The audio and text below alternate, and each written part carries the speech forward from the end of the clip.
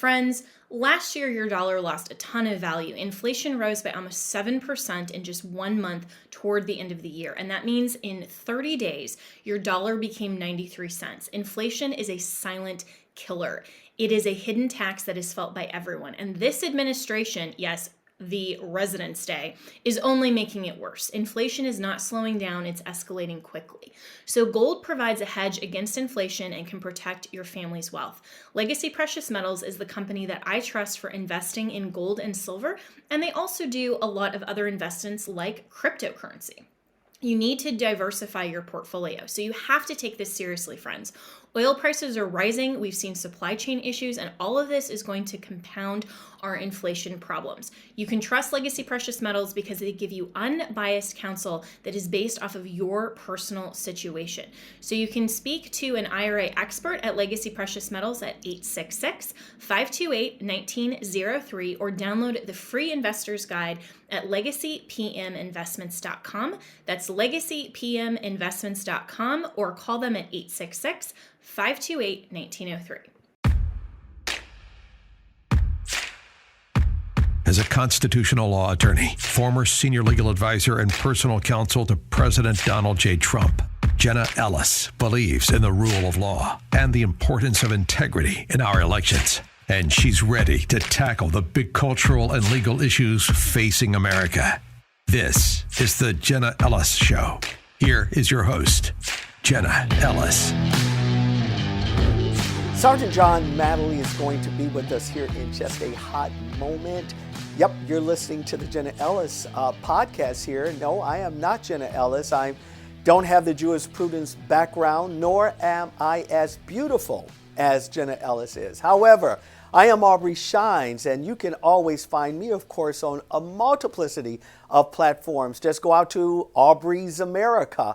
You'll find me. I'm going to be interviewing here in just a moment. Sergeant John Mattingly has a phenomenal top-selling book already, 12 Seconds in the Dark. He is the officer that was accused by the left of being some sort of racial, racist bigot that, quote, gunned down this little poor black lady in a bed when they were legally making a arrest, and there was a warrant that was out. You do not want to miss it. It is going to be fantastic. Let's go right into it. Well, another day at the Jenna Ellis Show. Of course, Jenna's out right now, and we are hoping that she is having a great time, hopefully getting a little R&R and preparing for all of the great things that life actually gives her. I am not Jenna Ellis. Nope, not that beautiful, and don't have the constitutional background. Do not have a degree in the jurisprudence area. Actually, I used to desire to have that. At one point, I used to call myself the next Thurgood Marshall. I believe God kind of intervened there and had a whole different plan for me. But Jenna's going to be out, and we already miss her tremendously. What a great job she does. Most of you may not know, and some obviously have already figured out. Jenna and I did several shows together during her tenure at Real America's Voice. Also, I was with her on a few panels there at Liberty University. We dealt with various issues that obviously pertain to the integrity of this culture that we're living in. And I'm honored today that we were able to actually ascertain, I think, a great man. I love not just our military, I love our men and women that put on that uniform every single day to protect the lives of all of us. I do not apologize that I am a huge, huge, huge military and man in blue fan and friend alike. And when I was familiar with this case, going back to its inception, I have a lot of friends that are police officers, and I just began to ask, hey, are some of the things that we're hearing, is this proper protocol? I hoped I was asking all the right questions. They assured me that I was asking all of the pertinent questions. And then I began to realize once again, here we are in this great country. We're at it again, playing politics with the men and women that are serving us. I kept up with this case because I thought it was fascinating, not because of the ethnic diversity, but I kept up with it because I know that there's an onslaught for so many in our community to badger the men and women that are here to actually protect us. And I knew looking at some of the records that some of these individuals had, their nefarious lifestyles in which they found themselves in, that there was a whole lot to the story. And I'll go a little further. The moment I see individuals like Oprah Winfrey and LeBron James and others kind of ranting, what I find interesting, while they ran on our officers, these are individuals that if you ever even get close to them, they have bodyguards. You think that you're trying to get in Fort Knox somewhere. I always found that to be a bit duplicitous, but I'll digress and simply say, when I look at our individuals that are serving us on a constant basis, I always love hearing their side of the story. This sergeant is no stranger, I want to say, unfortunately, to this. I cannot even imagine all that he and his family had to endure.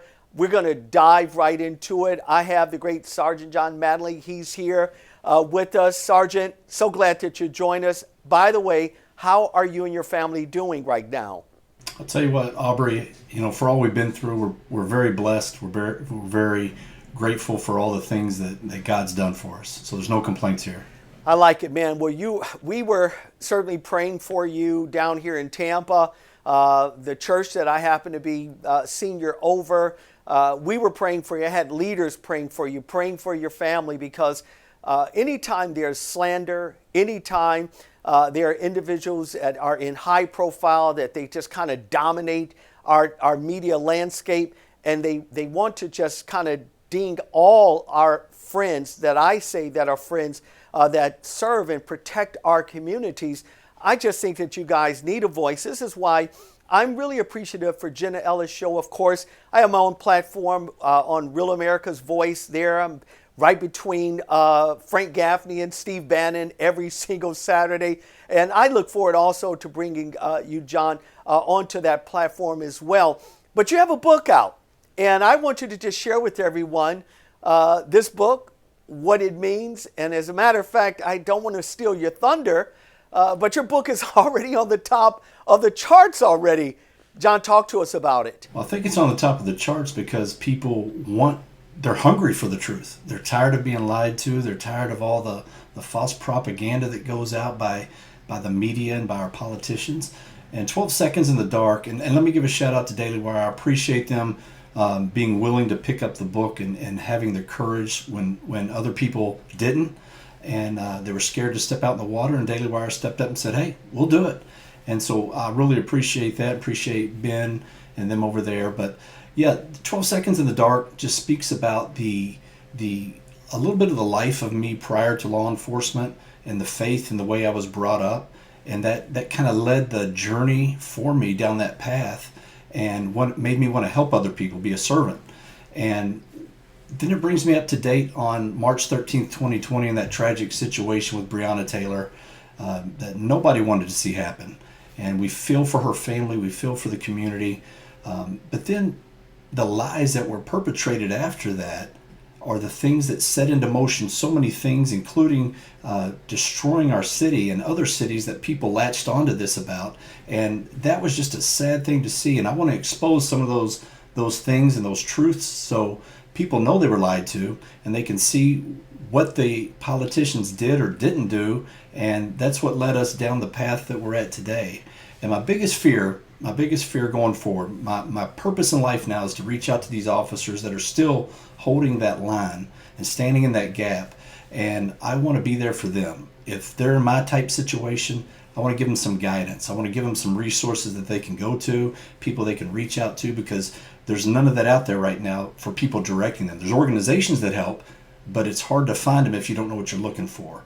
And so that's the goal from here on out, is to continue to help people. No, I love the servant heart that you have in this matter. And let me tell you why, Sergeant.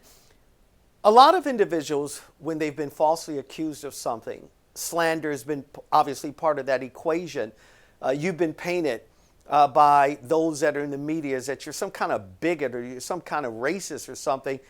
There are not, unfortunately, tons of areas that you can go in and find your own salvation, your own refuge.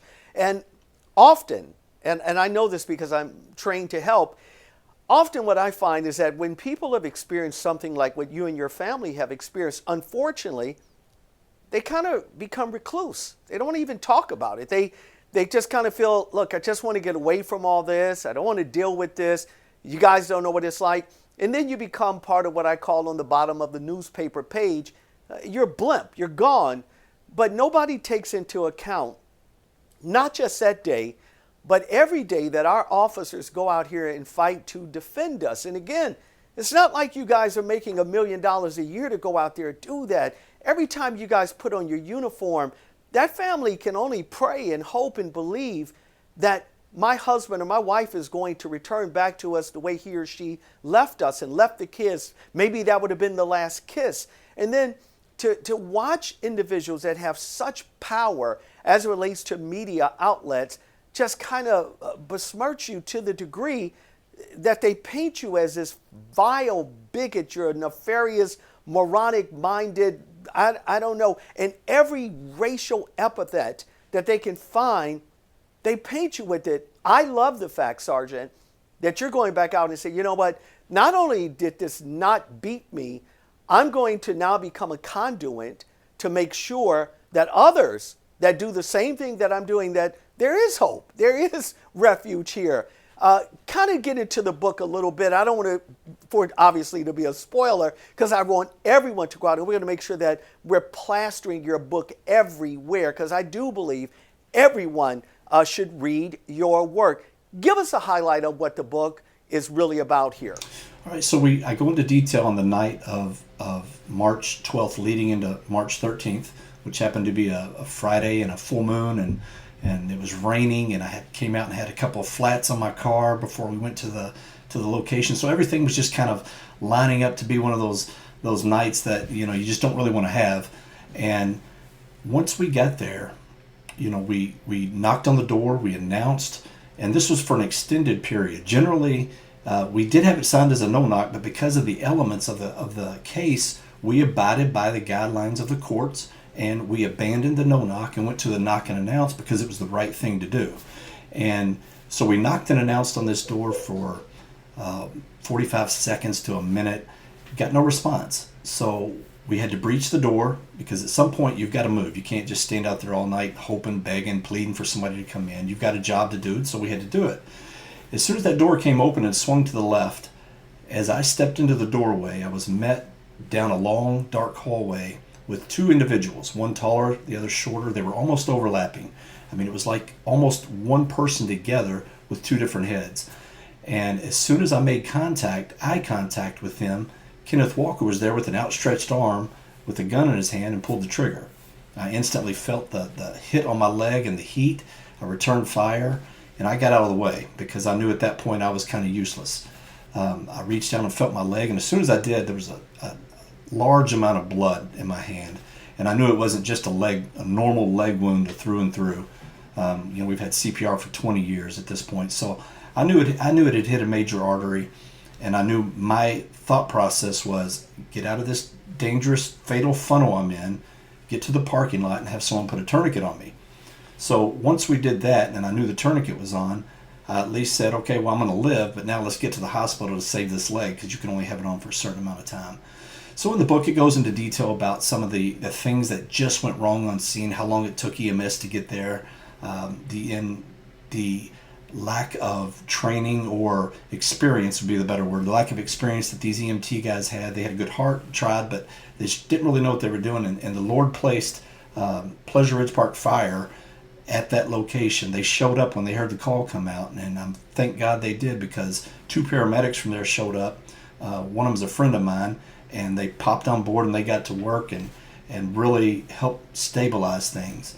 But the misconceptions are the main things I want to point out in the book. The fact that Breonna was asleep in her bed, that's not the case. She was in the hallway with Kenneth Walker. She may have been asleep when we first got there, but by giving them that amount of time to get ready, they got up, got their clothes on, he got his gun, and there they stood wait at the end of the hallway. And so that's a myth. The fact that we had the wrong apartment. Wait, yeah. Sergeant. I want to delve into that, because that was one of the biggest myths that was out there in the beginning. That you guys, just like some paratroopers, just kind of stormed in the building. You didn't knock. You didn't do the warrant properly. And I'm talking to law enforcement. They're saying, no, actually, they did do it right. But again, our voices were not out there at that point. and that some kind of way they were gunned down in the bed. That was a lie, wasn't it? Yeah, furthest from the truth. Had we gone in unannounced and just gone in, you wouldn't be talking to me. You wouldn't know me, because none of this would have taken place. They would have been caught by surprise, wouldn't have had time to get up, formulate a plan, be ready. And that narrative still spun today, and that was spun by Ben Crump. And, yesterday he got on TV still calling us murderers, and, injustice was done. And he's never once brought out the fact that I was shot and almost died. And that happened before we returned fire. So I don't know what people expect of law enforcement. We're out here, 100,000 overdose deaths last year alone, and we're out here trying to get these drugs off the street to save lives. And the people that are peddling these things become the heroes somehow. And that still just blows my mind, because everything's backwards in society right now. Yeah, I was going to ask you about another myth, because again, and forgive me, Sergeant, for doing that, your story is intriguing. It just is. I know that this is going to be a fantastic read for everyone, because again, you've already just kind of come out and said, hey, people, I was actually shot before we even exchanged fire. So again, that was the number one myth, that you guys, again, like you just went in and just started blazing up the place, and here this poor girl was sleeping. You guys kind of gunned her down in her sleep. I heard that on every single outlet, but yet you're telling our audience right now, far from the truth. You were shot. Correct. And then the picture they constantly show is of Breonna in a EMT outfit. And they say award-winning EMT. And I'm not disparaging Breonna Taylor. That's not the point here. But the facts are important. And the fact of the matter is, in 2017, she had been an EMT for 5 months. She was let go by the city, and she was put on the no rehire list. They won't give us the details for that because she's no longer an employee, but there's a reason you get put on a no rehire list in the city. So she hadn't been an EMT for 3 years at this point. But that's a constant circulation. They're saying we didn't have the right apartment, and her name was on the warrant. Her car was on the warrant. Her address was on the warrant. All of Jamarcus Glover's materials, his driver's license, his car registration, his bail when he got out of jail just 2 months prior came back to that address. So everything focused on that address, and people want to just dismiss all that like it didn't happen. Jamarcus, Sergeant, no one talked really a lot about Jamarcus. It took them, and we did, by the way, we did the research on this. It took them almost a week for us to even though because of who I know and various individuals that I know, I already had that info. But the media never reported this guy had a serious rap sheet on him. Can you take a moment and just share with our audience the rap sheet that was on this guy, Jamarcus? Well, I know he had a rap sheet from Mississippi before he moved here. And when he came here, I know for a fact he had 5 or 6 active felony cases in court going on for drugs and guns. Now, if you want to look at the real problem, everybody talks about police reform and all this stuff, and that's fine. If you're not growing, you're stagnant, so you've got to change with times, you've got to move, you've got to progress. But what we need to really focus on is the court system. Why are these guys constantly back out into society, and they're just dredges on society causing problems, and the police are constantly having to re-engage with them and react with them, and that's when these problems happen. Because if you look at most of the police shootings, they are with career criminals. They're with guys who should have been still in custody, but for whatever reason, the bail project or whoever wants to, all these compassionate, we can't keep these people locked up. Well, if you act like an animal, then you probably need to be locked up like an animal and kept out of society. And that's a huge failure. So Jamarcus had a huge rap sheet. He's been locked up since he's been let out on these charges. So it's just a cycle. He's not going to, because there's no teeth to the justice system, he knows that. So he's just going to keep doing what he does. You know what's sad to me, Sergeant, it really is because, and I say this because, again, I've done the studies here. I look at the rate of homicide that especially is in the black-brown community. 95% of the murders that are happening in black-brown communities and poor white communities technically, literally, are coming from the same ethnic group. Case in point, I went to high school, college in Chicago 1,000 years ago. It's a long time ago. And 90+% of all the murders that are happening there are from blacks against other blacks. I've also done this study there in your great state that a lot of the high crimes there in these predominantly drug-infested areas are not police officers. These are not whites that are coming in doing this. This is blacks that are killing other blacks in that area. So when I hear the vitriol of those who espouse, again, these hateful, what I call painted arguments, and that's all they are because they're totally divorced of reality, it's not puzzling to me because I get it. I get the bigger picture. I know what they're doing. I know why they do what they do. But my heart breaks in because, again, not that money should be the objective here, but the amount of money that you guys make to go into something so blindly, to serve a warrant on someone who should never be out of jail in the first place, by the way, in my opinion, and studying the law, I just find it almost bizarre that you have had to live through this for a period of time. And I want to just say this, not just to you, but to every American, regardless of what color you are. If we don't unite around our officers, whether they're black, white, or as green as Shrek, then we're going to lose our nation because there's a hidden agenda here to cause this, what I call a seed of divisiveness that is just ruining the fabric of this nation. And by the way, Sergeant, I'm not here to apologize for, quote, the things that have happened in the past in this country. This is the only nation that has not only overcome those things, and I hate when I hear things of that magnitude. We've not only overcome it, but the majority of whites in this nation actually put a black man in office 2 times. If every black, even those who were not even of age to vote, could vote for Barack, they still wouldn't have been able to put him in without the help of whites. So I don't buy the racial crap that I keep hearing over and over and over again. Because if that's the case, then blacks should only govern their community and whites should govern their community. And I think we've been over that for some decades here in this country. I want to pause here for just a second because we're going to go into a second segment here. And I'm not going to pause you and I'm just going to make the mental note to do so.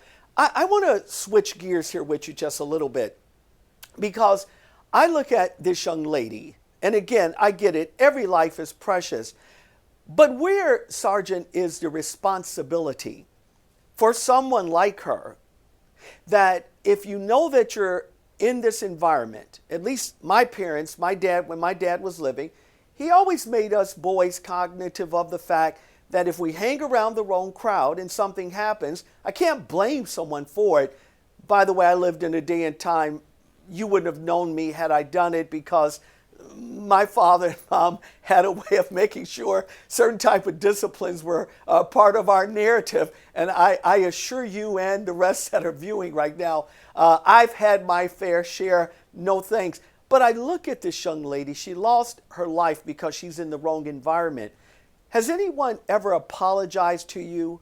Some of those who accuse you of being a bigot and or racist because the person that lost their life was an opposite skin color. Has any of them apologized at all? No, and I'm still waiting for Oprah. Maybe she'll put 26 billboards of my book up, since she did it for Breonna. I know her magazine's defunct now, but, no, there's been no apology. And with their arrogance and egos, I really don't expect it because those type people feel like, they're superior and they do no wrong. So I'm not going to take that check to the bank anytime soon.